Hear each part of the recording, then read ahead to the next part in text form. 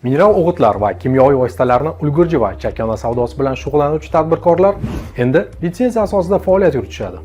Litsenziya tartibi 2025-yil 5-fevraldan Vazirlar Mahkamasining 2022-yil 22-fevraldagi 80-son qarori bilan tasdiqlangan nizomga ko'ra tatbiq etilmoqda.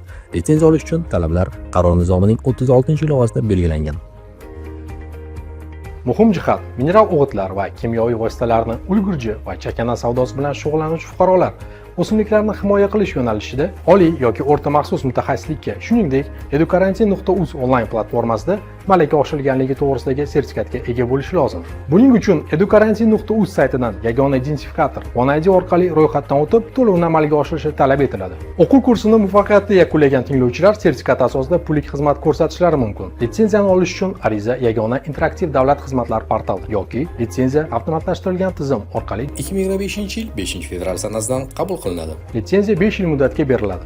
Import bo'lgan mineral o'g'itlar va o'simliklarni himoya qilish vositalarini olib kirilishi esa bundan buyon ruxsatnoma asosida amalga oshiriladi. Bunda talabgor elektron raqamli imzodan foydalangan holda ruxsatnomani olish uchun yagona darcha bojxona axborot tizimi orqali bazaviy hisoblash miqdorining 1 baravari qiymatida to'lovni amalga oshirib, mahsulot olib kirilishidan 30 kun oldin murojaat qilish talab etiladi.